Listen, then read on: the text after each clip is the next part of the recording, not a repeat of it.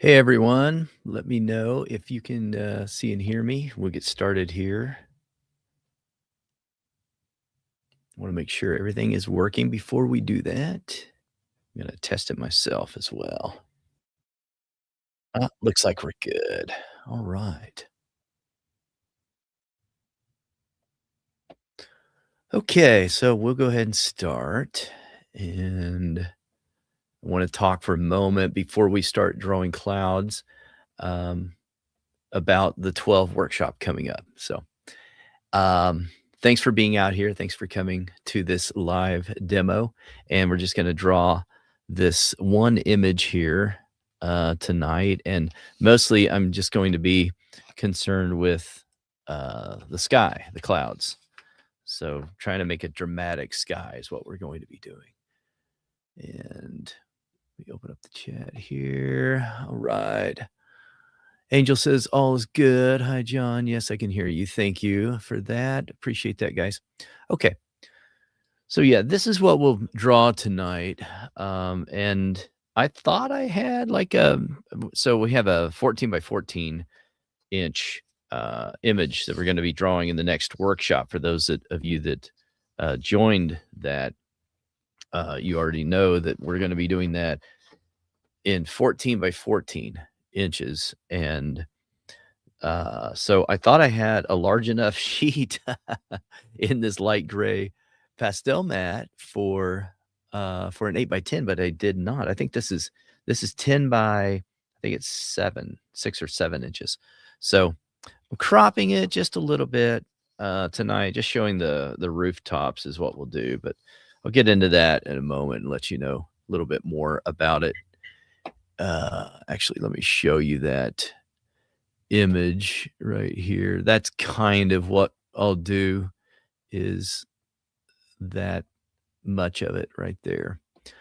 So we're not going to include everything in the house down there. So, and I don't think that that's, totally necessary anyway. All right. So the reason that I thought that this would be good just to go over some basic principles related to rendering clouds and sky, especially when you're talking about something dramatic and you're not using color, is I got a number of questions about, well, how do you decipher, what type of cloud it is, and what's the formula for use, to use whenever you're going to do cumulus clouds versus cirrus clouds or whatever. And really, the way that I like to think about drawing most anything, whether that's some particular texture, whether it's a particular, shiny surface, dull surface, whatever it may be. I don't like to be real formulaic about it. And most of you that follow me a lot know that already, but it's worth repeating that, I'm not into the monkey see, monkey do kind of tutorials, that kind of thing. So instead, what I'm trying to teach you is process oriented, how to look and observe something and then interpret it. And so I feel like I say this 100 times a day, but I'm just going to say it again anyway. We're learning how to observe is what we're doing. Okay. So that's what I want to do tonight, is just talk to you about how I decipher something like a cloud, like a sky. Because most of you know, I draw portraits most of the time. I'm not drawing skies most of the time. I have drawn a number of skies, but that's not, my main focus.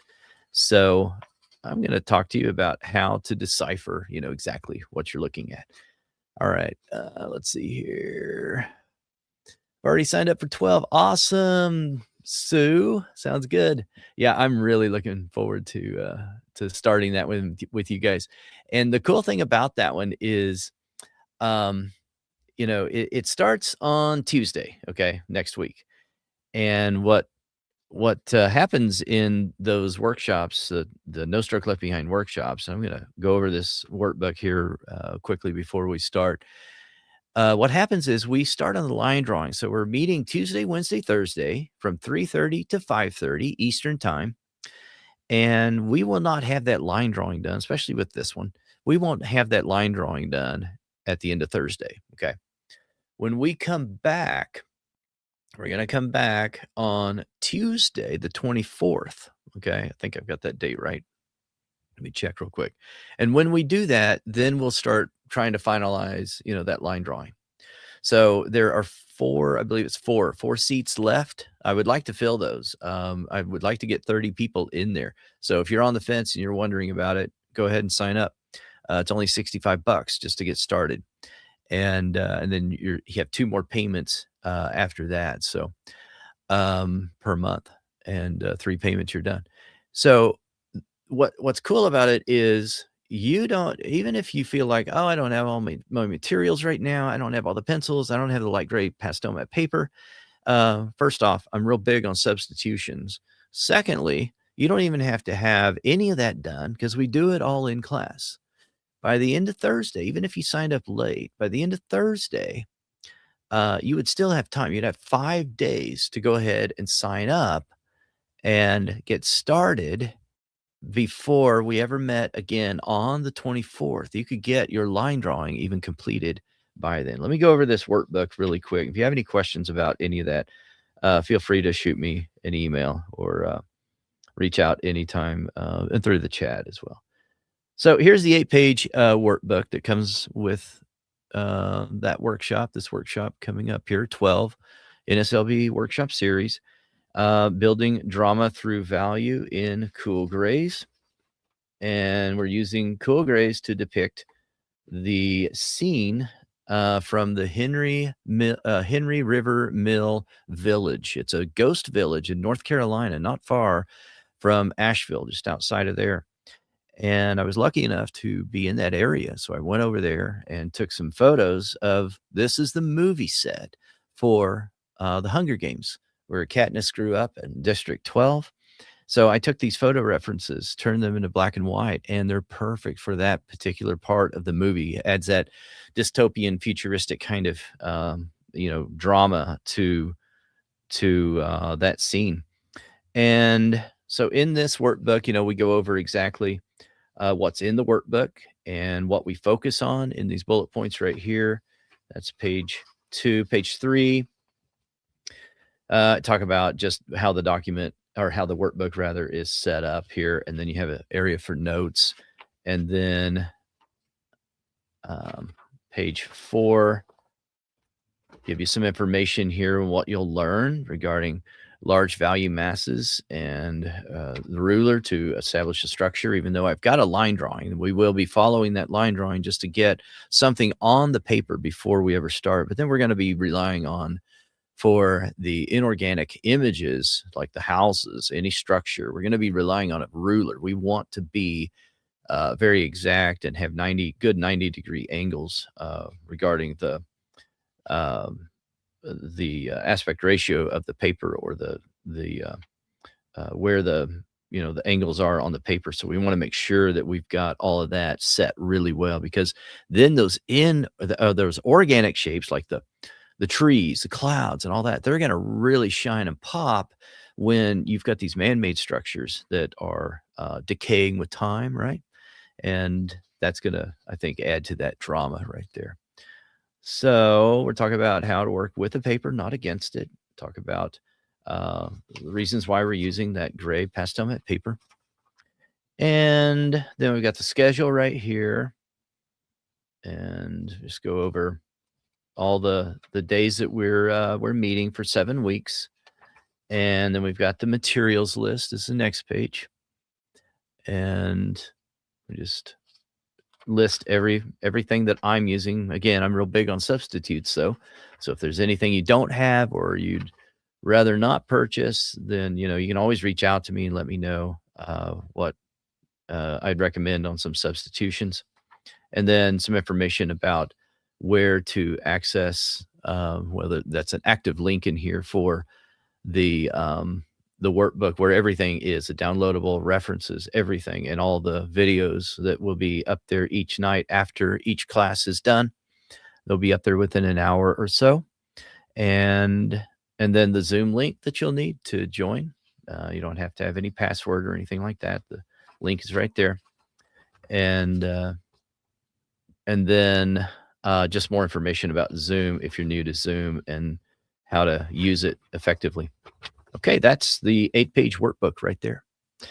All right, I'm gonna lay that aside.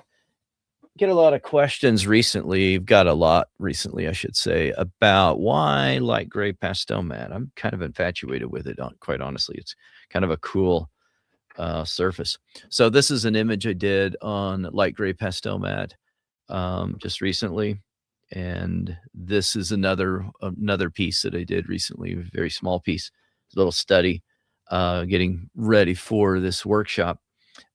Just did something quick here, but I love the color palette that I came up with related to what we're going to use in 12.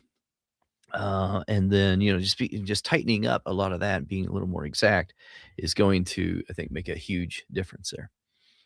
All right. So that is all that I really wanted to say. There is the image that we're going to be depicting.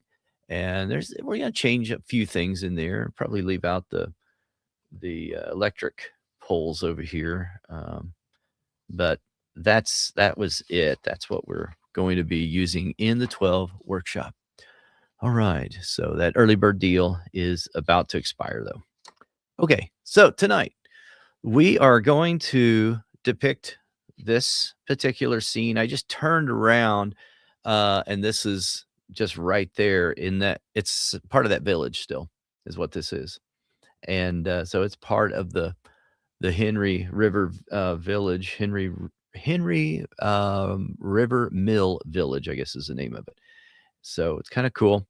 That sky is just very dramatic. Well, I want to give you sort of a way of thinking about the skies in particular, clouds in particular as well. Like when you look at a sky with clouds, and if there's a lot of drama in it, or even if there's not, and you want to create a little more drama, then there's certain things that I try to look at when I'm looking at clouds and skies. And that is number one, I want to determine where the sky is. Now, it's even more important to do that when you're when you're just using grays, you're not using any color, right? So we're not going to differentiate by using blue, for instance, for example, on the sky, because it's not blue in this case, it's going to be another gray, right? So I want to figure out where the sky is first. And then even though there's gradients and there's little shifts and changes in the value of the sky, you still want to establish where that is, what color that is. So we'll talk about that and tonight, and when we go through this. And then you also want to then identify where the clouds are. And so you draw in that negative space first. This is the way I'm going to process through it. I'm going to draw the negative space around the clouds. I'm going to draw the sky. And then I'm going to look at the clouds themselves and determine what value those are. And then I want to look at the shadows of the clouds, because there's always shadows in clouds, right? And then there's reflected light a lot of times. It depends on the clouds themselves. But I think that, clouds have shadows, and clouds, especially the cumulus clouds, right? You're going to see a lot of shadows in those. But these are not cumulus clouds. Instead, what we do see, though, is we see some shadows, and then we see reflected light just about in every cluster of clouds, let's say. We're talking about a little wispy cloud out there, just a lone island by itself, in a western sky. You may not see, a whole lot of those variations, but most of the time we see clouds clustered together, right? And when that happens, then I think it's important to start understanding how to depict some of those things. So we get a feel for what, the clouds are actually doing and how to then render those. And then we have reflected light a lot of times in clouds. I don't think we have a whole lot here. So within the shadows, reflected light, right? Reflected light is a lighter area. It's always in a shadow, right? Reflected light happens in a shadow, and it's a little bit of whatever's surrounding it. So whatever's reflecting back into it, right?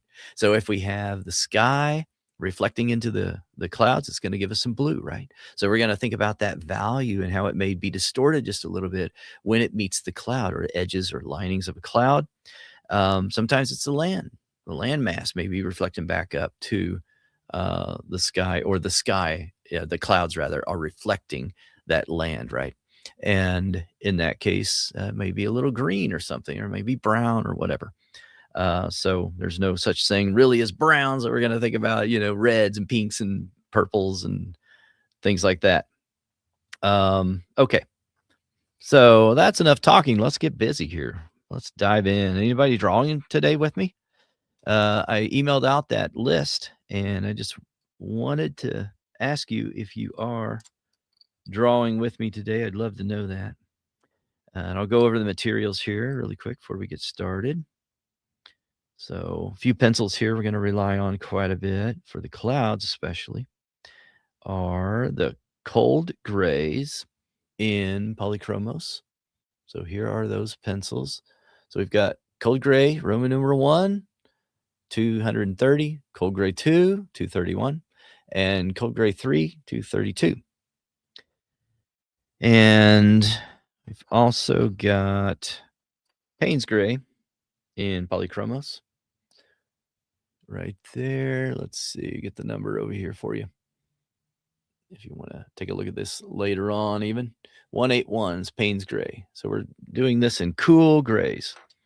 We have a bluish kind of tint to it. And actually, even in the workshop in 12, we will probably pull out illuminance color, and I'm excited to talk to you about how you can sneak in color within a monochromatic study like this, or a monochromatic piece, because that's what I'm going to do in a limited way. So I'm going to use this Indothrone Blue 649 in the workshop itself.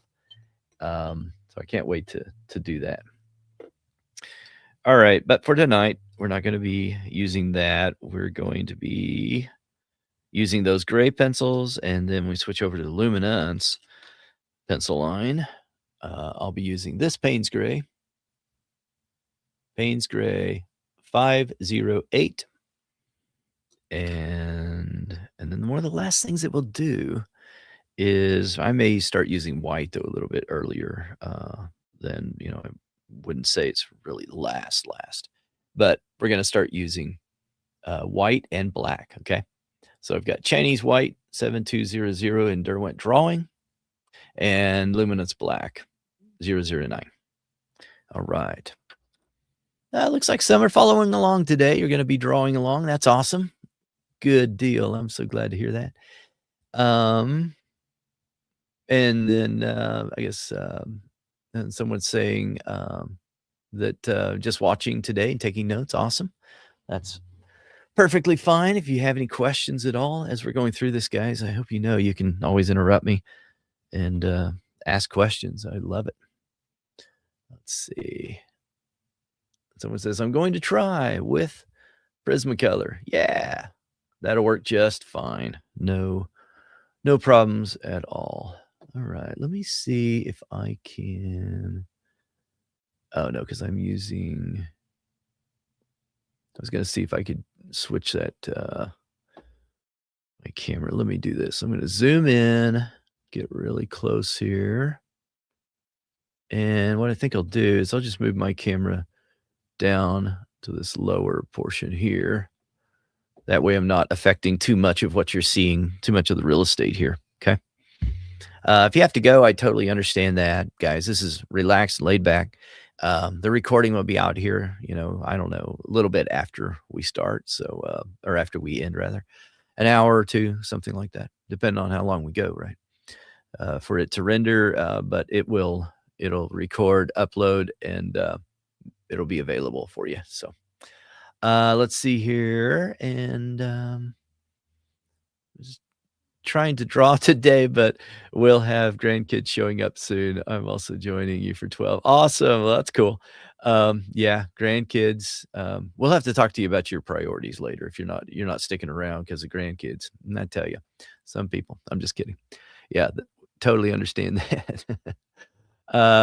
And then Marilyn says, going to attempt to draw, although can't take your class as I have a schedule conflict. Okay, that's fine. For the rest of you, and for you, Marilyn, I hope you guys know this. You don't have to be there live for every class because you get the recording like within an hour after we attend live. And, you're just following along, and, it gives you the ability to ask questions live, and we do live critiques out there as well. So, there's some advantages to attending live, but some, about half the people, half the students don't attend live. So, some would say there's advantages to not attending live, as you can watch the replay, go to the end, see what we did, go back, and then watch it in, faster speed if you want to, things like that. But awesome. All right. Sounds good. Let's get started. First thing that I want to do, actually, let me go ahead and pull up the image. I'm just going to place it up there. I'll make it a little bit smaller, maybe, so we can see it. I just don't want it to be too much in the way. You know what? I'll do this. I'll put it down here since we're not as concerned about that real estate down there. Okay. Get my board situated here. All right. They're becoming great little artists too, huh? That's great, Heather. Awesome. Yes, start them early and encourage them and don't let them quit. It's a problem most of us had in life, right? We quit, we stopped. Okay, we're going to be using Gamesel by Gambling as well. I'm so excited every time I get to do that. Clouds. So what is the structure of clouds? These clouds in particular. Take a look here. They're little wispy things that are kind of clustered together, right? And we see the sky way back there. That's the blue, right? That's the darker area back there. There's no hard edges, right? We do not have hard edges with with clouds most of the time. We may fool ourselves into thinking that, right? We're looking up at the sky and we think we're seeing hard edges, but and sometimes you could argue, in some of those big thunderhead clouds and stuff that you can see some explosion white and all that stuff, and it looks like very hard edges. But for the most part, when we're depicting clouds, it's very effective to make those edges a little jagged, right? Make them a little more soft. And certainly in this case, I mean, look at this. We're going to have to do that, right? So in order to maybe save a little bit of time today, let's put this over here away from the surface that I'm going to work on. I guess I'm probably not going to depict that rooftop or anything like that. I can always do that later on, and we'll see how far we get to see what we're going to be doing. All right. So, and don't be a slave to your reference either. Like if you don't like the way the composition is looking, like you've got some perspective things going on here. You've got a couple of things bordering, put this in frame, bordering, the corners here, which is great. You've got a little bit of a darker value over here due to the trees, right? And same thing over here, but you've got a darker portion of the sky over here. You got this wire, which, you could decide to leave that out, take it out altogether. That would make it look a little more, ghost-like or retro, right? Um, but, it still looks pretty humble even with these homes that are in, poor repair and that kind of thing. Um But the point is, you wanna think about where the darks and the lights are, and you could get away, I think, with making the sky sort of dark and have some vertical lines coming in this direction if you wanted to, just like you kind of have over here. This little mass right here that's separating clouds up here and clouds down here. This is the sky peeking through, right?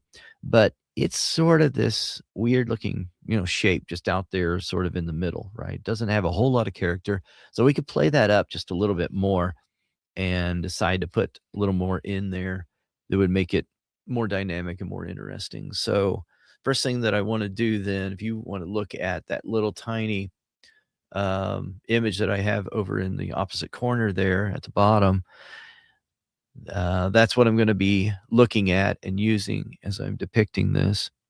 And I'll try to kind of just stick to that reference today pretty closely so that we can all follow along, sort of.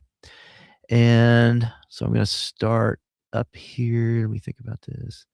Yeah, I'm gonna scale this a little bit, not do it quite the same as what I see there.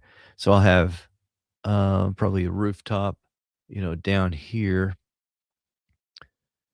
and it's offset a little bit. It's not directly in the middle, so it's gonna be maybe somewhere, right in here, something like that. It may go up a little bit higher, so I'll allow for something like that, right?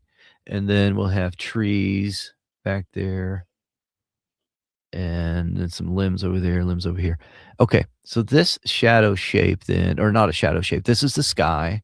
So what I'm going to depict first. So I want to think about the composition, and so I'll put some dark areas right there. I see that, two bands of little dark areas right there.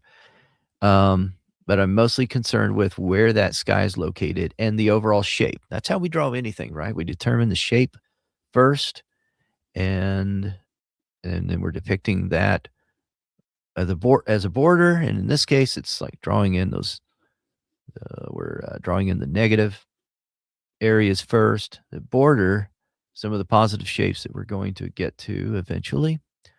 So, kinda looks like this, and then it comes down here a little bit, even though there's clouds in between, so I can follow this sort of pattern here that I'm seeing, I'm observing as I'm checking it out over there, looking at my reference.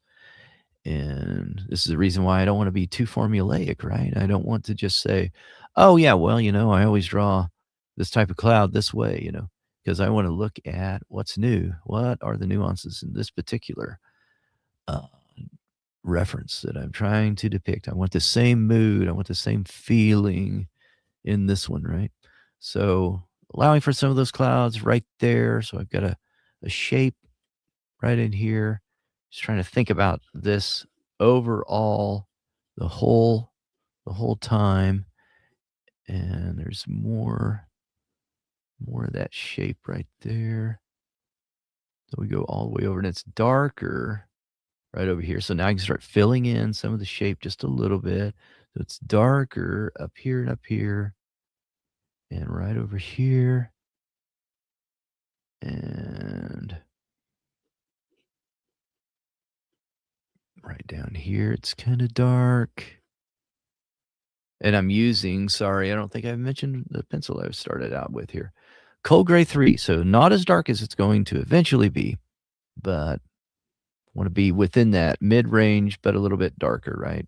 Slightly, just barely slightly darker than what would be a mid-range.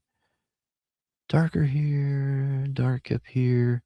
Now that I've got that overall, this is pretty much just the shape is pretty much just a rectangle, right?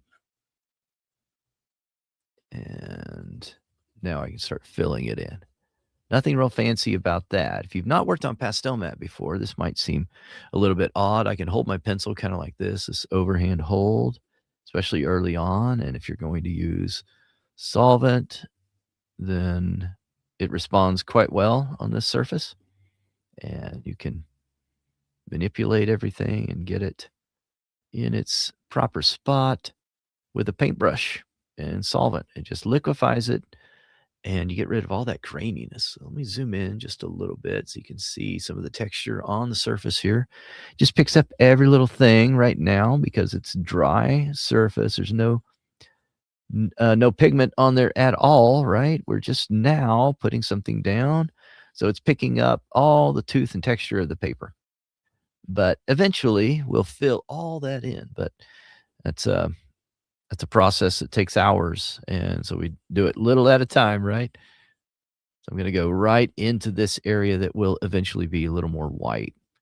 But I just want to outline of where the overall shape is of these clouds. Pretty much like that.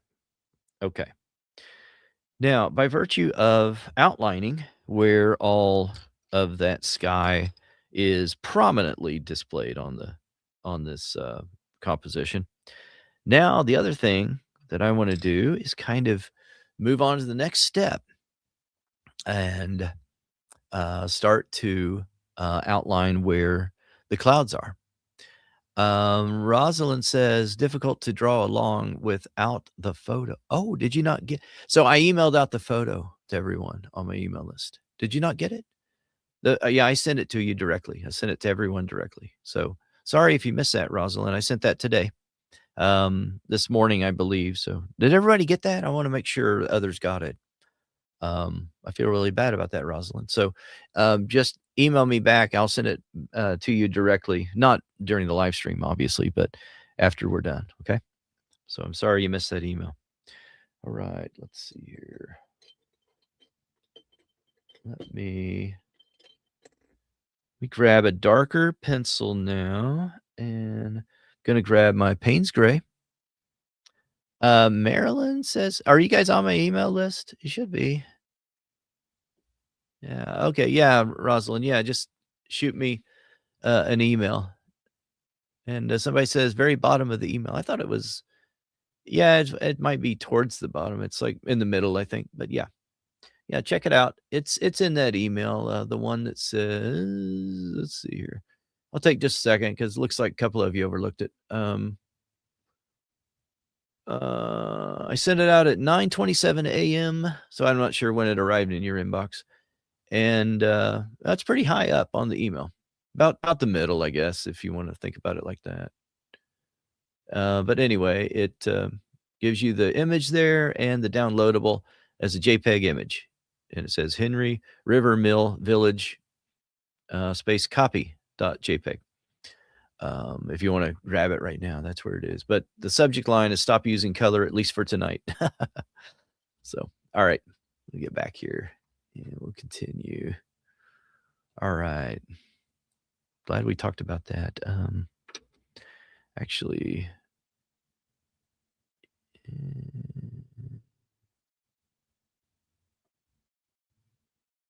okay. Okay, there we go. All right, so I'm gonna use Payne's Gray. That'll be my next pencil that I'll use. I'm not going to blend anything together yet. I'm gonna put Payne's Gray in there, get a real dark, dark value in there right now, okay? Someone else saying, "I didn't get it, but I'm not sure I signed up for the workshop." Oh, you don't yeah, you don't have to be signed up for the workshop, just on my email list. If you're on my email list, then you got it. Um, okay, Marilyn says she did receive it. Okay, good, good. Good deal. Yeah, it's in that email. I tried to just give you guys everything in that email. Gave you the materials list and all of that. Okay, you said you do. Oops, I have it. Okay, good deal. No worries. All right. So let's go in here now and you look at that image and you can pull it up now on your computer, those of you that found it. Um, and let's take a look at where we see the darkest spots in the sky, and then we'll go outline those clouds a little more. We're using a really dark, dark pencil now, okay?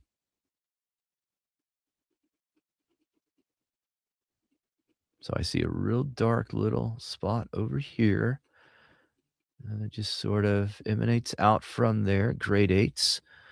And then there's another dark spot up here. I'll make sure I get that in there.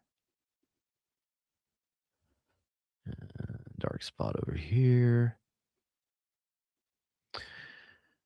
And I've got one right over here.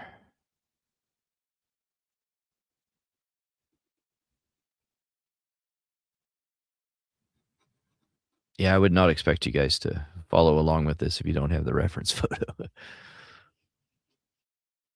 Okay, and then let's make those a little more prominent. That's what I want to do. And then I'm just gonna add a little more of that dark area right there. And we're gonna use a dry brush here in a moment, so I'm not worried about all these strokes on here and these awful looking um, marks where the tooth is showing through. It's just uh, not making a smooth appearance right now. I'm not worried about that right at the moment. Let's go right here. I'm going to make this a little bit darker. So those are the darkest spots that I can tell right now. Okay, that's what I want to determine where the darkest spots are. Okay. Now I'm gonna go right in here. If you think about maybe a scale of 1 to 10, and 1 being the white of the paper, 10 being black, then what were we doing? We're putting in there maybe an 8, okay? Some of these dark areas, maybe an 8, but they're not an 8 yet anyway.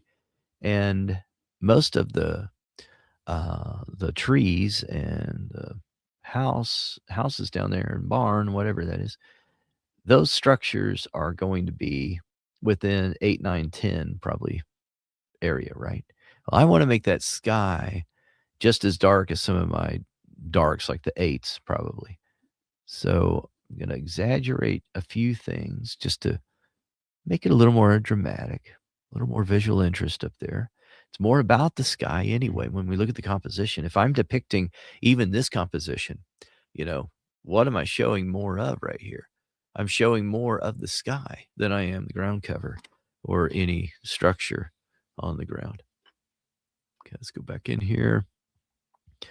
So, I'm gonna come up here, make this a little bit darker. Once I use that dry brush, I'm gonna lose a little bit of this detail anyway. Using light pressure right now, not real hard pressure, and I'm making little wispy, um, strokes towards the end of my, shapes that I'm trying to depict here. These are not real hard shapes, right? These are, very airy kinda shapes because we don't have a lot of hard edges here. We don't have any hard edges. We're just trying to get a feel for, how this is sort of laid out in these little these little masses of gradients that, form, some visual interest, and they're just made up of cool grays. So it's a very interesting thing when you're working in value only. You can ignore the complication of color. When that happens, then it's very, very telling and understandable that, value does all the work, color gets all the credit. Value tells the story. Color is just the detail. Color is sometimes just the distraction. And the value and the composition, the layout, all of that matters so much more, right? So I'm going to go back over here, work on that softness there for just a moment, even though we're going to add the dry brush blending in just a moment. Okay, so that's dark. I've darkened this intentionally just a little bit more than what I would have. And I'm going to do that down here, darken that up just a little more.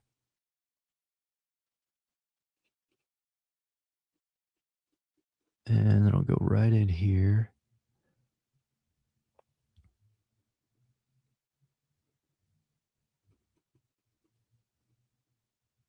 Darken that. Okay.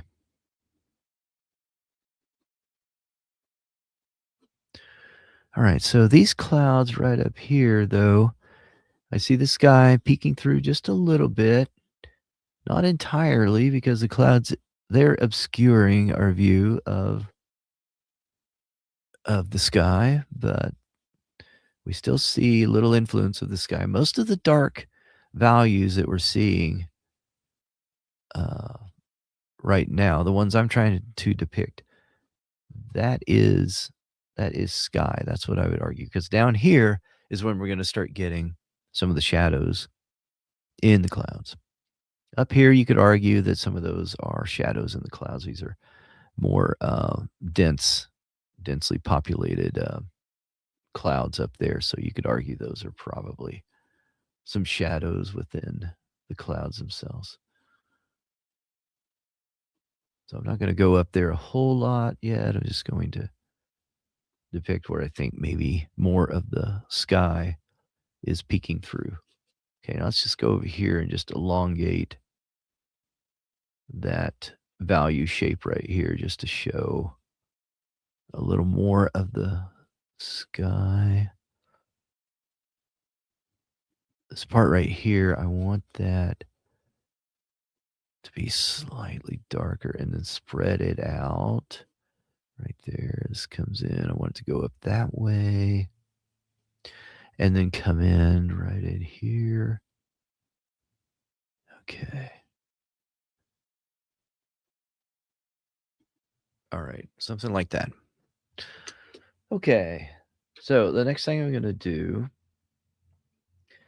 is I'm going to grab a brush and I cleaned these off earlier. Oh, you know what? I said I was going to, yeah, it's got a little bit of color on it. Not too bad though.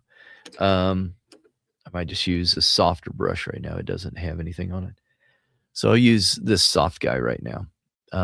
You're welcome to just use this scumbler if you've got one like that, something that has a stiff bristle on it, or something that is soft works really well. And I'll talk to you a little bit about those differences, but let me demonstrate first what that does. So this is a piece of white pastel mat. I wanted to show you the difference here in the white and the light gray. There's not a big difference. And I'll put some Payne's gray over here. Not a lot of difference at all in the color, obviously, but I'm talking about just that background, the white. So this is going to serve as a good base for some of the mid range. Okay, so I've got a little strip of light gray pastel mat. I'll put a little bit of our Payne's gray on there. There we go. I'll put some over here as well. And then I'm going to use a dry brush here and just move that around. And you see what that does. It just eliminates most of those harsh pencil strokes. It gives us sort of an airy kind of feel for that particular spot. So I'll zoom in here for a moment, let you see that. You see that? You still see a little bit of the texture, but that's because there's nothing else on this paper, right? Now over here, I'm going to use a stiff bristled brush. Oh, it still has solvent on it. That's too bad. I was going to show you. I was cleaning the brush. I was going to show you what it would look like without solvent. But that's what it looks like with solvent. So there we go. But look how quick that just covered everything. That's one of the nice things about using solvent. Okay, let me find a brush that is stiff and doesn't have. Yeah, here's one. Doesn't have any solvent on it. So I'm going to do this one more time. Grab that Payne's gray. So I'll go right over here now.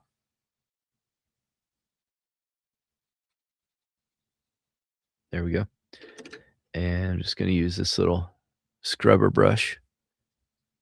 I know it looks like, it's stained is what it is. That used to be white bristles. So just scrub back and forth. Does a different function than what a soft bristled brush does. So just scrubbing that back and forth.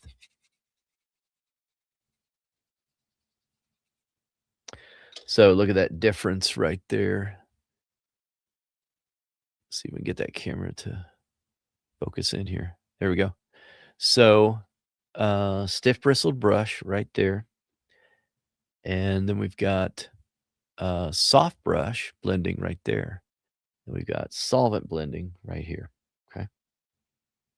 So we get a different texture and feel for each of those. And I like the blending without any solvent early on in the process, where you have some densely layered areas or some real dense colors, like right in here, then you can use a stiff bristled brush that doesn't have solvent and just you don't want to lose some of those darks right in there.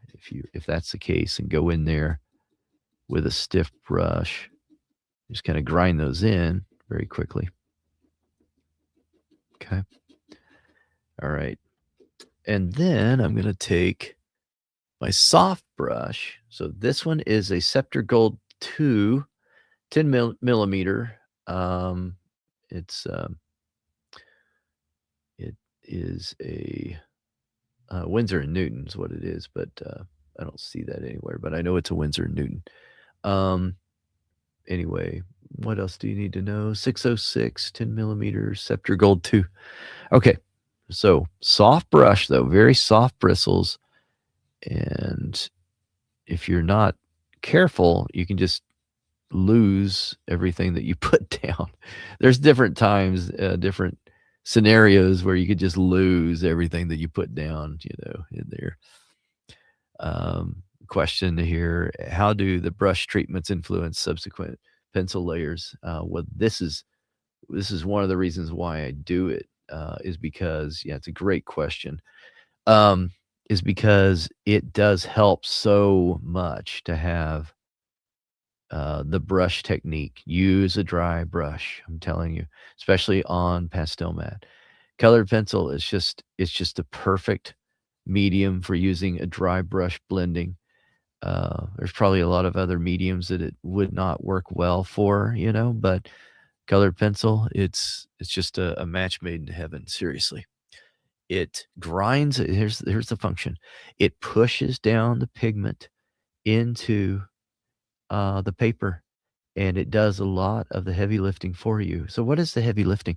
In this case, we've got pencil strokes they're a little unsightly, right? We want to get rid of pencil strokes. It's the funniest thing, our medium makes pencil strokes. That's what we have. We have straight lines, if we just take the pencil for what it's worth.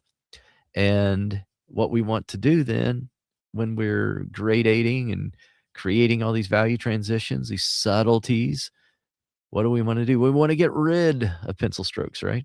That's one of the first things we want to do. So we got to figure out ways, little mechanisms to use to make that job easier. And that's one of them. You can sit there for hundreds of hours. Nothing wrong with that, but you can sit there for just hours and hours, mind numbing, let me demonstrate. Show you a little bit about what that would look like. Just doing it without a dry brush. You sit here and you go like this. You sit here and you make little tiny marks for hours and you try to make them look wispy, right? And I do that. You do that, right? We do that sometimes. It's important. But when there are areas, especially early on in the drawing, when you can speed up the process and get the same net result in faster time, why not do that? Use a dry brush. I'm telling you, it'll change your life. It really kind of will. So, yeah, you can sit here and just do the same thing, get the same effect that I did within a few seconds, right? So, subsequent layers, I'll be putting those down again and again. And as I do that, then I'll come back and brush it again. Now, there's going to reach a point where you're not going to use a soft brush any longer, and you're going to switch over to using uh, a stiff brush again, just like we did for those real densely populated value portions in there, those little value sections that are darker. Okay, now the next thing I want to do then is grab that cold gray 3 and start creating a little more shape out of, even though we didn't refine this a whole lot yet, there's enough there for the moment, right? So I want to sort of just redefine a little bit of the clouds and kind of get a feel for them. So looking at the overall shape of the clouds. So we've got a little bit of a shadow of this cloud right here that's depicted at the bottom. The shadow shapes are typically at the bottom, right, of clouds. So I'm going to come in there, just identify where this is and just start rendering that. Now that we got through step number 1, right, where we depicted the sky, we've got that the darkest value in in the sky and cloud area is the sky. The next darkest area of any object in the sky is shadow shapes of the clouds. So I'm creating a gradient over here. I'm just using linear strokes. I'm using a very, very light touch. The more that you go towards the opposite end of the pencil, barely use the weight of the pencil, then you're going to have more success with being able to create very um, soft, light pressure on your surface. And, I don't always do that anymore, but if I find myself having a problem with choking up and then getting hard and more pressure to the point of the pencil, because that pressure makes a difference in colored pencil. If I find myself just bearing down too hard, then I need to go to the other end of the pencil and use it like that, and that will alleviate that problem instantly.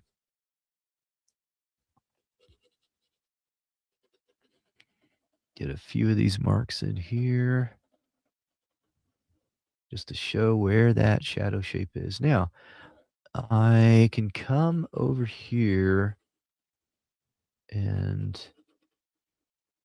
there's a large shadow shape over there. I'm going to blow a little bit of that off. I want to be careful when I use that air rocket that I don't blow off the pigment that I already put down. You can do that. Another good reason to use a stiff bristle brush because of that very thing. Okay, let's go up here. I'm going to connect. You can't see this. Let me pull it over. I'm connecting this dark area right here, which is the sky, into this whole shadow shape right here of the cloud. Is what I'm trying to do here when I'm moving around the corner here. Going back down. I'm not worried about having all these lines in there with my strokes at the moment. It's okay. Then clean that pencil off enough. It's got a little bit of wood shavings coming off of it. Use my rocket again. Okay, let's go down here. All right, now I'm going to use the baton hold just to get more strokes in there. Keep changing my direction and or my hand or arm position and going in the same area, just going over it multiple times. Light pressure, and I'll eventually build up some pigment in that area that is going to look a little more solid and like it's a static kind of value instead of just a bunch of random marks that I make with a pencil. Turn this corner over here just a little. Think about that wispy edge of that cloud right there. It comes down into, that sky kind of culminates over here, the dark area. I'm going to go back to that dark area before I forget it. Got it in my head right now. I might as well do it. But it culminates right here. If you want to think about it like that, the darkest value in this particular area is right here. So everything sort of emanates away from that. Is one way to think about it. So no value remains static, right? There's just not a such thing. Not when we're talking about organic depictions of our world. Everything changes. It morphs and moves, right? Because of the light that's on it and the shape that we're trying to notice in something, right? So we want to think about how this will move from this area out away from there. And as it does that, that dark value that we're using right there at the edge of where that light cloud is, it dissipates. It starts to disappear and morph into something else. Let's go right down here. It gets lighter and lighter as it moves away from that dark origin, that dark area right there.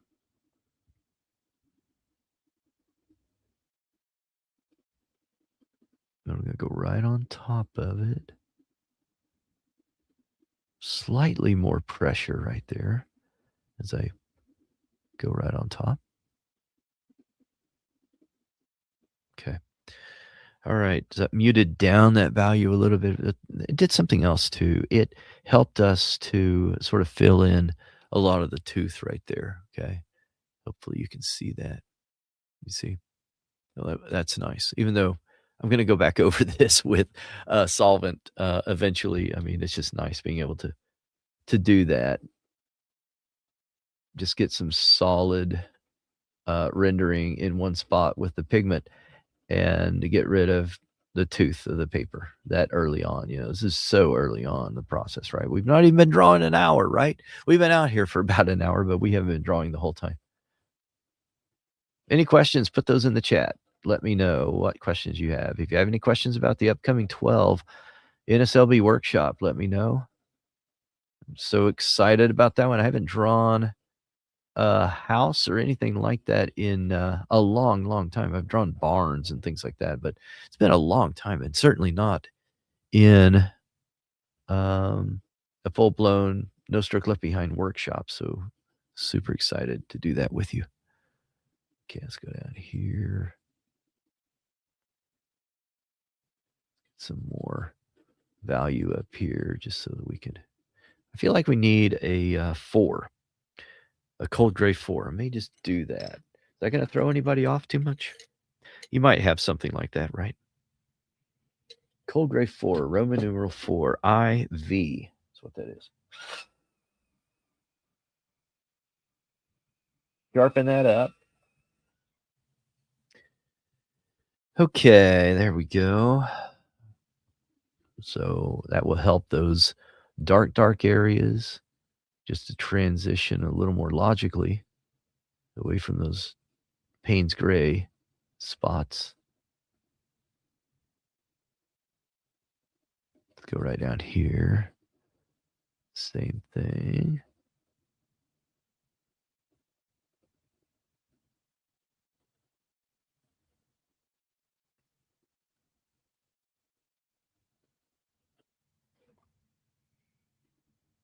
If you're new to Pastelmat, let me know in the chat if you're new to Pastelmat. It's such a good surface. If you've not used it yet, then I want to highly recommend it, encourage you to do it. Even if you find a bad batch that, we often talk about, there's a batch of paper that it'll have little imperfections in it. Well, guess what? There's no perfect paper, right? I mean, we'd love it to just be perfect every time, but there's some things that, sometimes it just gets aggravating. You just have to just um, get aggravated about it like we do, and then we just go on because it's still a great paper. But yeah, sometimes it will have like little defects in the surface. But if you put enough layers down, then you don't notice it so much. So I'm just putting a real good layer of this darker value now, this cold gray 4, and trying to blend with some of the dark passages I've already established in here. This is helping to make it make more sense, give us some context for what we're looking at. Okay. I'll even go right over here, add just a little bit. Okay, so we've gone for a little while there without brushing this. Let's go back to our soft brush. Let's use it. And just want to move that around a little bit. You may see it on the camera. I don't know how well it's picking it up, but sometimes you'll see a little bit of dust kicking up there. It just kind of kicks up and moves a little bit. Now, there's not as much dust with colored pencils as there is with, like, let's say, pastel pencils. Those are very loose fluid medium, right? But you do notice a little more of some dust when you're using the polychromos pencil line. It's an oil-based pencil. It has this sort of chalky kind of feel to it when you're on Pastelmat and on some sanded papers.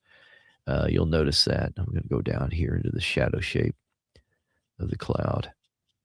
Um, so you can seal it in, as it were, with wax-based pencils, the Luminance pencils, the Derwent drawing pencils, Prismacolor Premier, and others.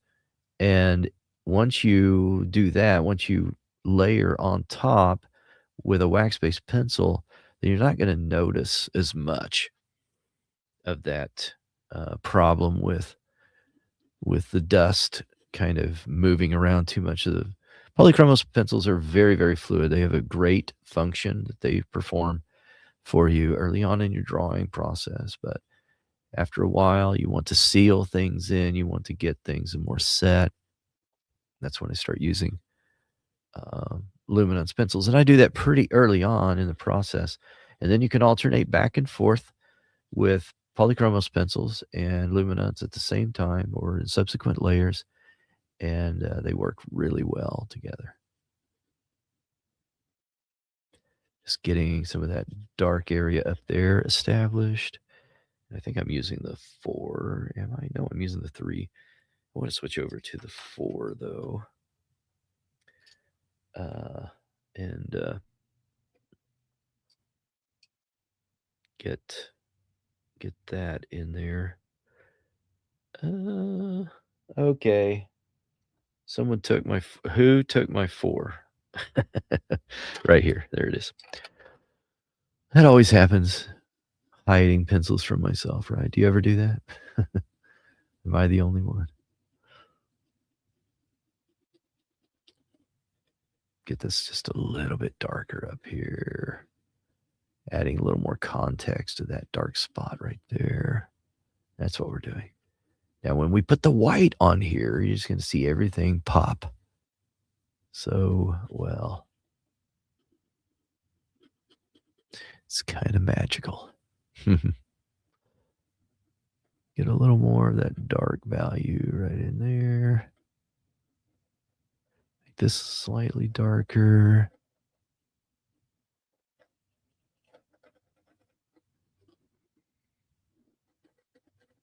Quite a bit of dark value over here. For the sake of time, I'm not going to put all of those darks over here, though, on these extreme edges right now. That would be something I would do if this was a more serious study and we were spending a little more time on it, okay? Now, I might be becoming real obsessed with this, and I might just finish it, though, and put some of that on there. Use a soft brush right now because we're using the polychromos layer. There's an initial layer that we're putting down. And we've kind of established some of the clouds. We can skip ahead a few steps, though, and go into the next area where we're going to define things even better. We'll skip over the midtones that are squarely within the range of the light gray Pastelmat, right? It's doing a job for us, and it's supporting and lifting everything up, right? But we've been working in these negative shapes or spaces right now. So now what I want to do is come on the other side of it and use a white, okay? And that'll make things a little more dramatic anyway. So I'll use this Derwent drawing, Chinese white, 7200 is the number on that. Now you can use whatever white you want. I mean, it doesn't really matter a whole lot. You can use luminance white, you could use polychromos white. That one, the polychromos white, I do like. It's real subtle, little, it's powdery, just like the rest of the luminance or polychromos pencils. But it has a function, and it will work really well. It'll give you a little bit of this milky influence, right? And just kind of shift things slightly, which sometimes that's exactly what you want. Okay, so where do we want the pop, right? That's what we want to ask ourselves.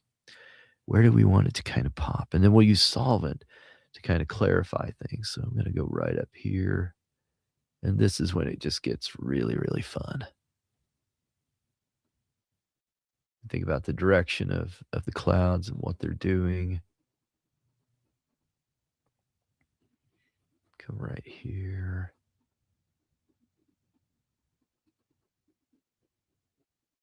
And we get to make all this up. I mean, the thing is, clouds change all the time. It's like hair on a person, right? From one moment to the next, the hair can change, right? I know this. I'm an authority on hair. Just kidding. Bald guy. How much can I know about hair? But I used to have some, believe it or not. And when you're looking at your subject and you're depicting their hair, from moment to moment, that hair can even change. So what you want is the look and feel of the hair, not the exact photocopy of the hair that you captured in your reference, right?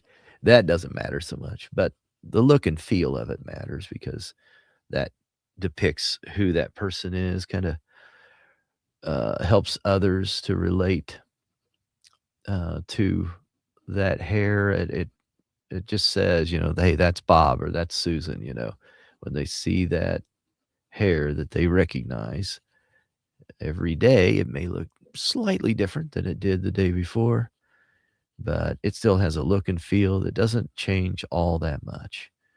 So let's go right down here. So when I get out here towards the edges, then I'm not going to put as much white out there. It doesn't matter, right?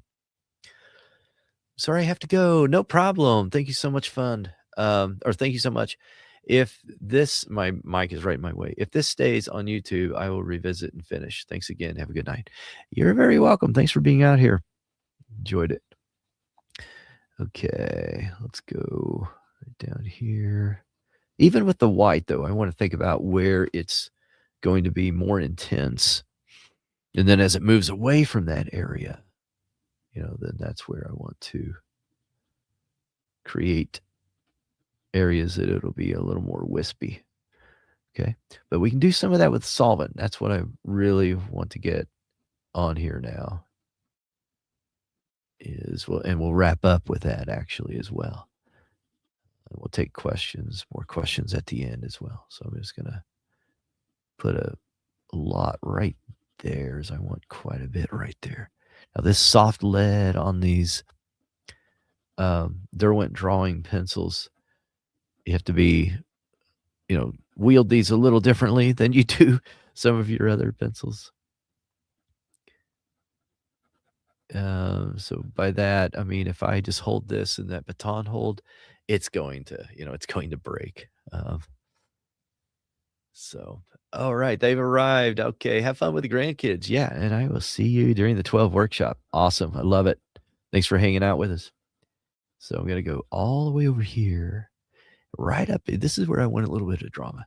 Right up against this dark area, I'm going to put my white right there. Okay. I'm not going to get real close to it yet because I'm going to do some of that with my solvent, my brush. But this top area of this cloud, okay, I want it to be as hard edge as you might ever possibly think about having with a cloud, okay? If you think about a hard edge at all, then that's where I want it to be, is towards the top of that edge on the cloud. So as I move away, I'm creating a gradient. I'm just gradating that down into that shadow shape that we created. So I'm letting that light gray paper do some of that work, right?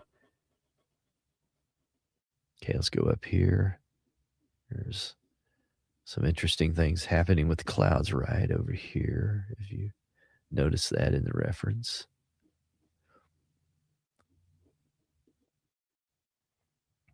I'm going to sharpen that up just a little bit. Get a sharper point on it. There we go.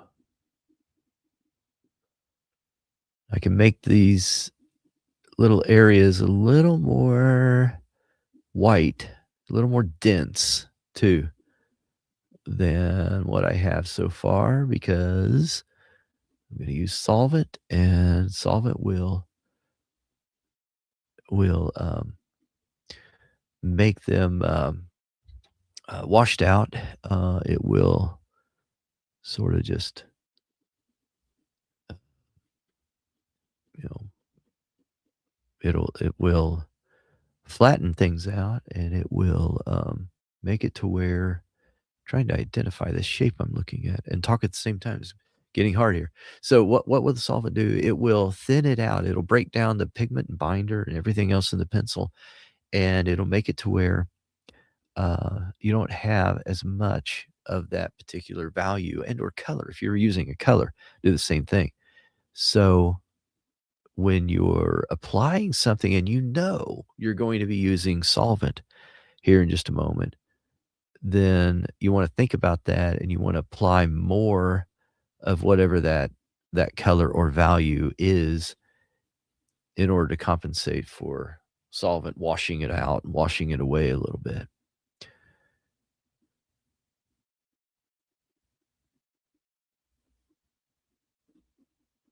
Blend that together.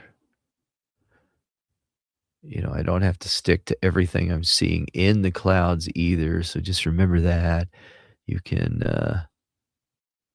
create your own clouds. You can use this sort of as a loose reference. But if there's weird things in the clouds, things that you're not, you know, loving, then change it. Don't think you have to just stick with it. Little striations here in clouds that are moving into the sky right there.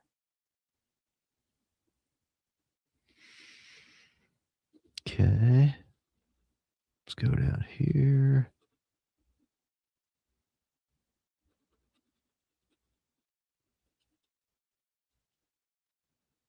And then I'll fade away over there. Fade away. Let's come down here. The same kind of concept.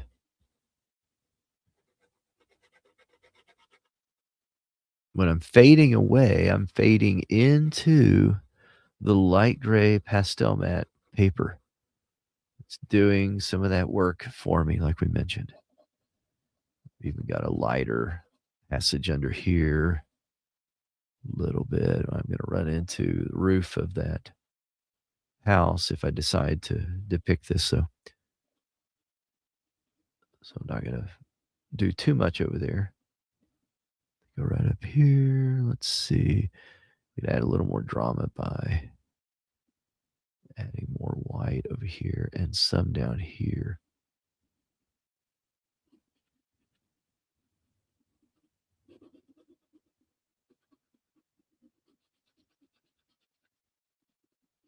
Okay.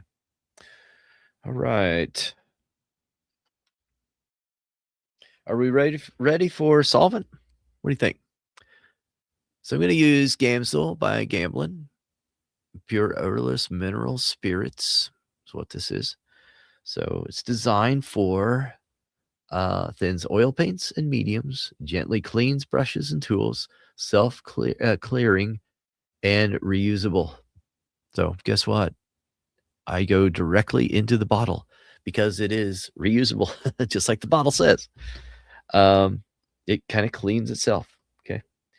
And it's important to know what the designed original function of um, this particular mineral spirit is. What do mineral spirits? What were they designed to do?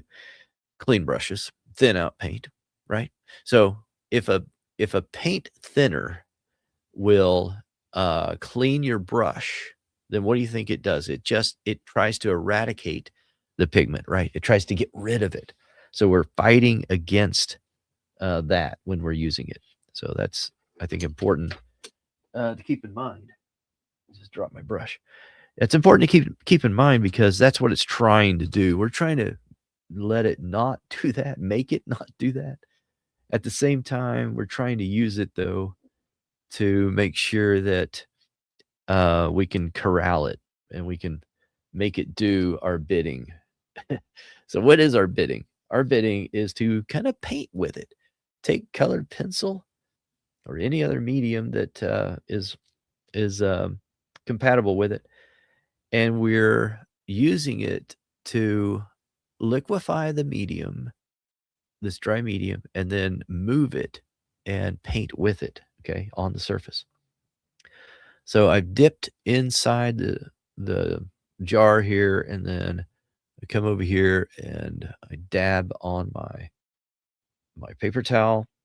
So I've got just a very dry, it's not completely dry, but it's a damp brush. Okay.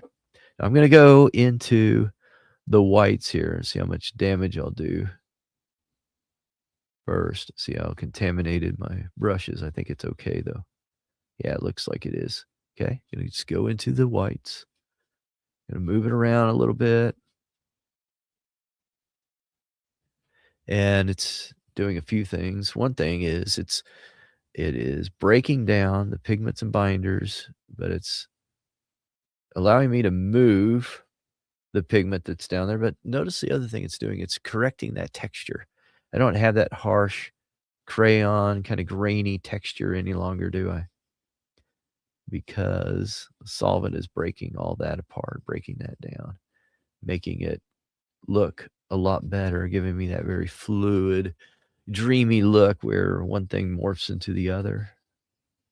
If you find something that looks a little weird, like that spot right there, then I can come back in there with my pencil, even while this is wet. It's slightly wet. And just go right on top. Follow that solid area of white now with a gradient underneath. Like that. And go on top. Kind of drag that down with your paintbrush. And look at what that did. Wonderful. Okay, this is one of the last steps in the process. It's an important one, and it's where everything just starts coming together, quite a bit, and it's just so nice. This is so helpful, Lorraine says. Good. Thank you, Lorraine. I'm glad you're here too. Um, so I'm just going to move over here to this spot. I've got more of this dense area of white. Just kind of move that around, let it kind of blend together.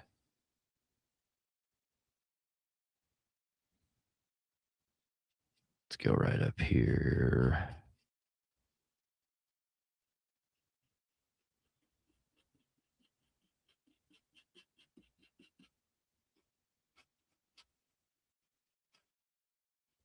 I'm going to skip around just a little bit. Okay, I'm running out of solvent. So I'm going to re-dip and then mash that up against the opening of the bottle.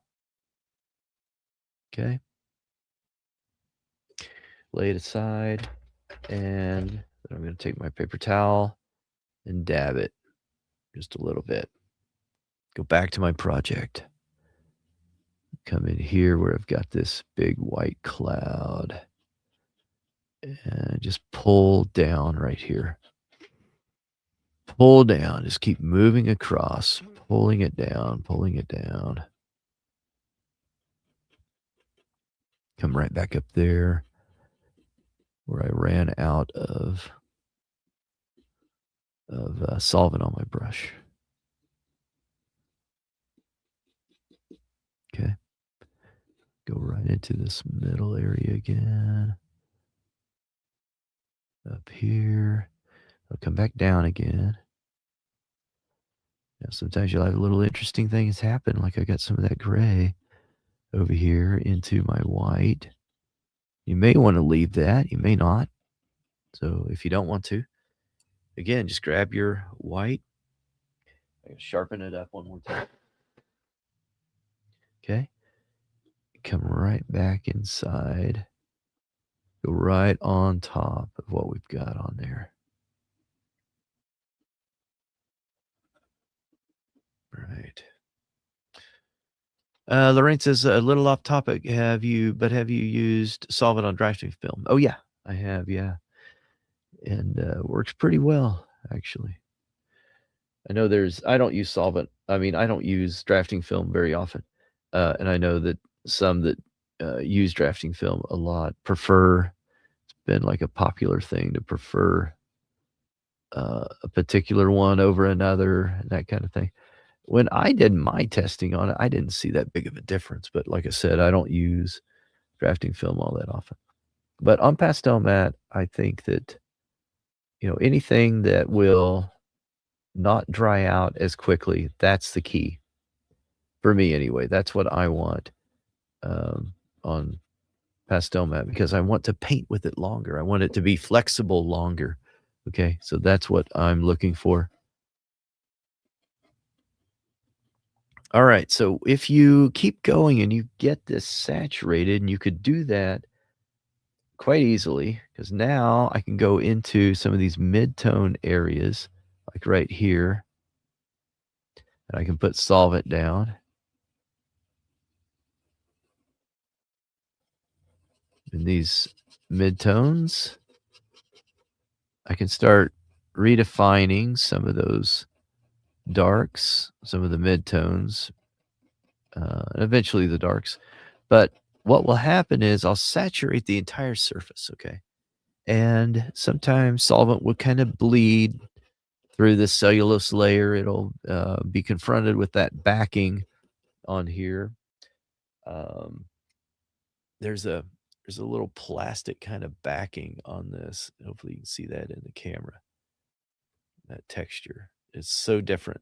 And so this cellulose layer, I'm not sure exactly what's in it, some kind of cellulose. It it's encountering that plastic or whatever that is on the back, and then solvent can start popping up in different little places that you didn't intend for it to. It's not the end of the world that happens. It happens all the time, and you just go into those areas, and there's ways of fixing that. I talk about that in the workshops. Actually, I have that happen a lot of times in workshops, and then I have to work through the problem solving and how to correct it. And I'm talking about in my own drawings. I'm drawing the entire time, right? Okay, now what I want to show you though, or talk to you about is once you get everything saturated, you get these particular passages saturated with solvent, then it's a perfect uh, opportunity to not walk away from the project and let it dry completely, but to go in there again with pencil layers, wax-based pencil layers in particular. Those work really, really well. And you start sliding around on the surface a little bit, and then you can go in there with paintbrushes and move everything around the way that you want it to uh, to be portrayed. And so uh, it creates a great opportunity to just be painting on the surface. So I'm going to show you that a little bit over here. I'm going to just relegate everything right over here for the sake of time. I don't want to keep you guys too long. Um, and I think that will. But remember, you can watch the replay. So I think that'll help demonstrate what I'm talking about. So I'm just going to saturate everything over here on this side. And then I'm going to go into the darks.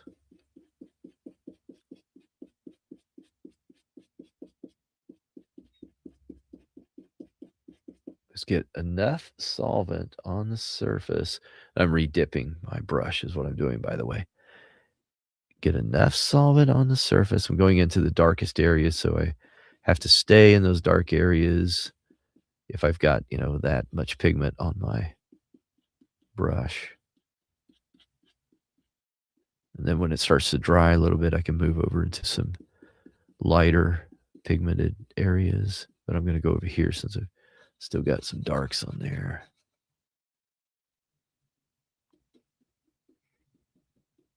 Some dark pigment.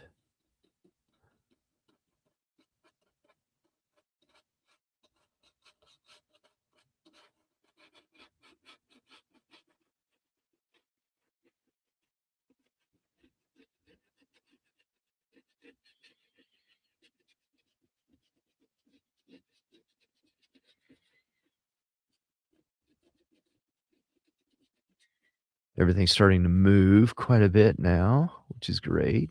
It's kinda what we want.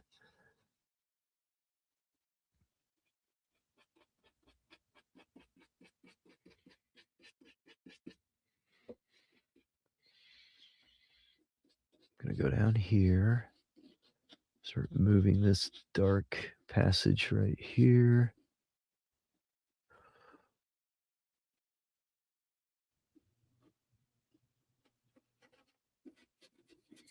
Lorraine, you're thinking about trying it. Well, don't try it.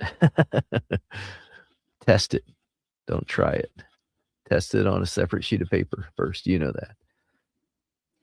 All right. I'm going to go over here. Everything's starting to get very, very saturated.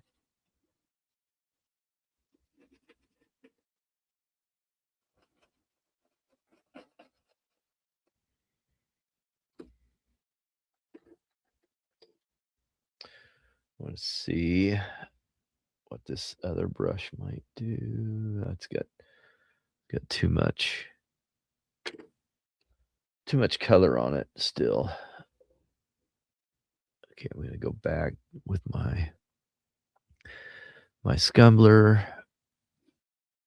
Let's go right in here. Got enough on that surface. I don't want to just keep doing the same movement every single time. So I can play around with this spot right here quite a bit because it's getting very, very saturated. I know that because of what I'm able to do with moving some of this around. Okay. So let's go right in here.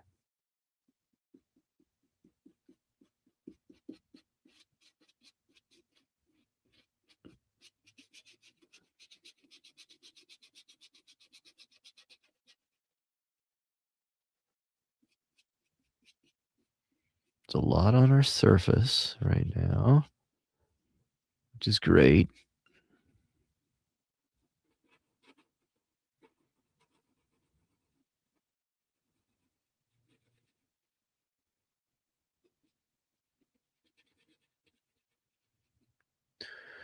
Okay, let's see. Let's see what that's looking like. So right here, I want that edge to be a little softer right there. A little softer. So I can come in there, pull that down just a little, but I can also use white now. I could use some softer grays too, some lighter grays as well. I can use white right in here. Put a little more white on the surface.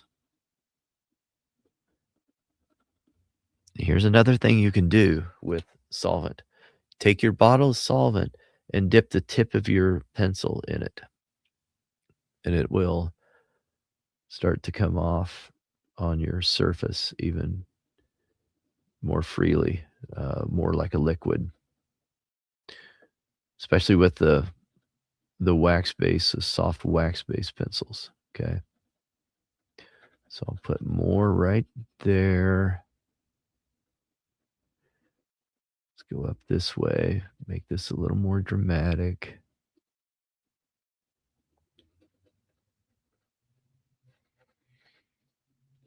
Think about some of these movements in here.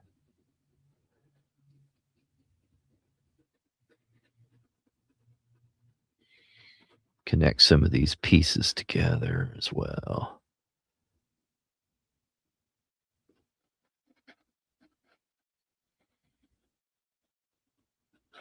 Okay. Okay. Put that pencil to the side for a moment. Still have enough liquid on the surface, but notice how, let me zoom in. Notice how some of that pencil is just kind of it leaves a texture, right? It's up there on the top. Okay. So all I've got to do is just add a few strokes, light strokes with my brush. Okay. And it will fix that texture issue if that's something that bothers you. Okay. And let's go up here and do the same thing. And depending on the way you want to depict this, you know, you can use different stroke directions uh, for moving that pigment around. Think about the directional um, influence of the of the cloud, or the direction that you're applying to the stroke that you're using. So I'm going to go right here. I'm just looking at how we need a little more white.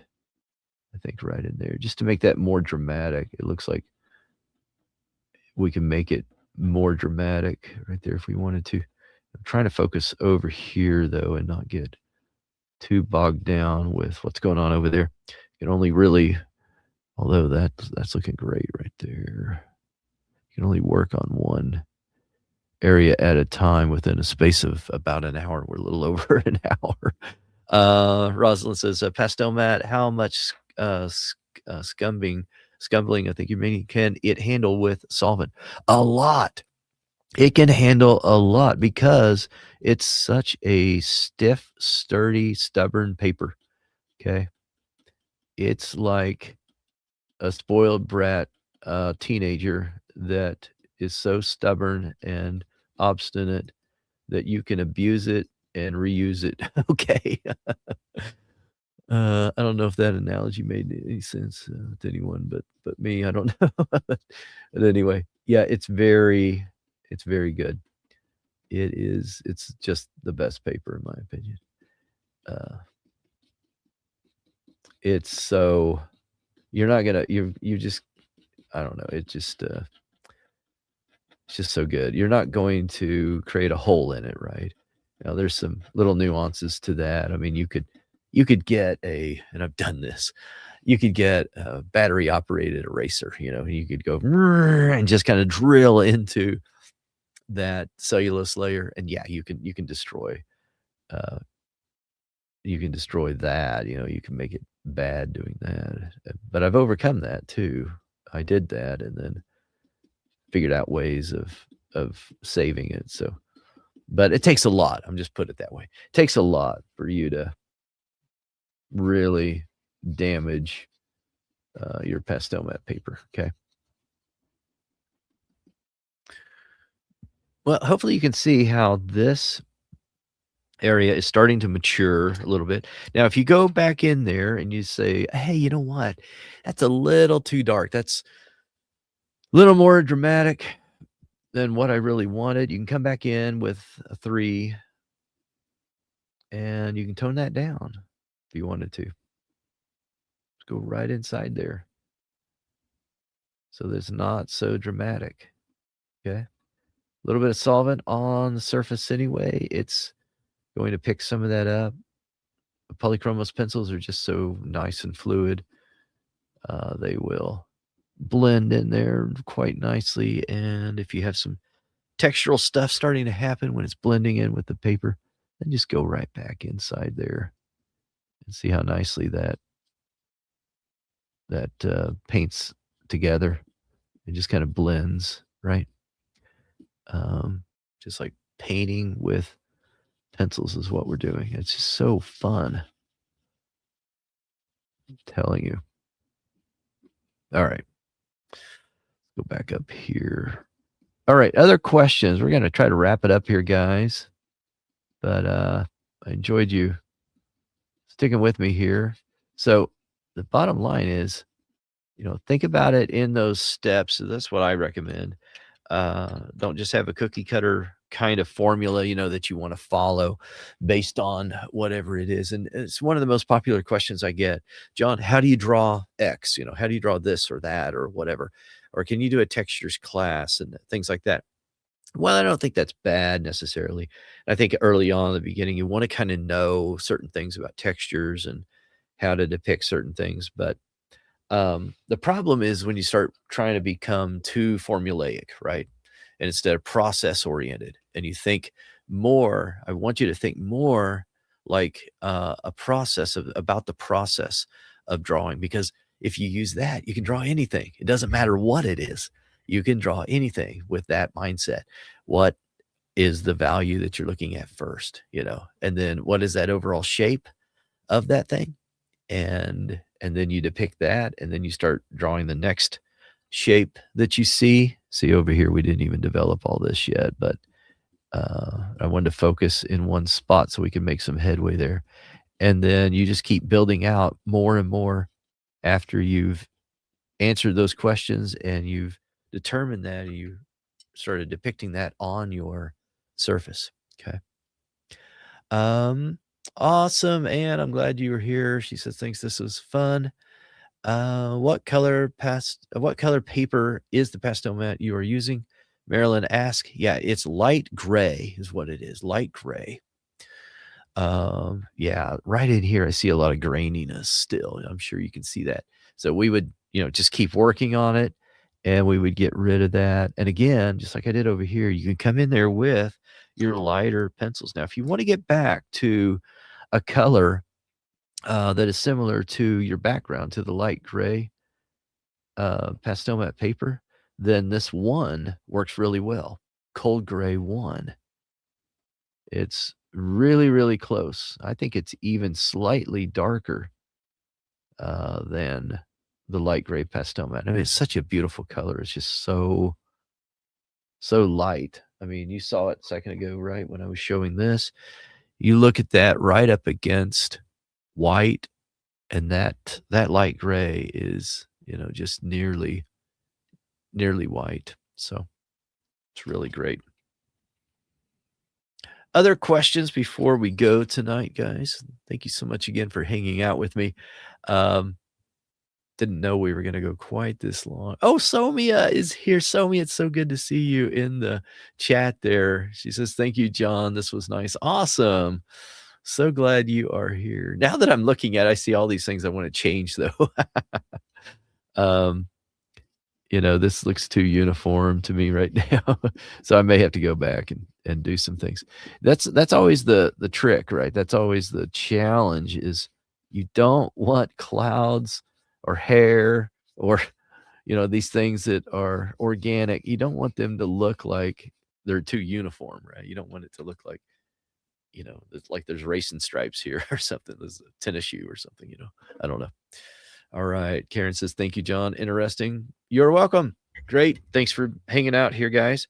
And again, there are only, I think, 4 seats left in the 12 workshop. And the early bird pricing will be ending soon. So will the payment plan options that are out there. But yeah, you can get started really, really cheap. And I didn't even mention Klarna and Afterpay. If you use those services, you can get in even like lower payment amounts if that's appealing to you. All right. You're welcome, guys. Let's see. Sue says, this was so excellent to demonstrate the building of the values and how to work with OMS. Thanks so much. Awesome. Yeah. Thank you for being here. Can I find the workshop on your website? No, you really can't. No, I'm sorry about that. Marilyn, are you on my email list? If you're on my email list, then that's where I share that. There's my email, Marilyn, if you want to reach out and see if it's a right fit for you. You are on my email list. Okay, well then you've got the link. I emailed it to you. Yeah. So you got the link already. Just look back through your email, search on my name, and you'll find it. Okay. Awesome. But if you have any questions, anybody, reach out at any time. So appreciate it. Enjoy your weekend, and I hope your Friday 13th isn't going to be too spooky for you. And we'll talk to you soon. Take care, everybody. Bye-bye.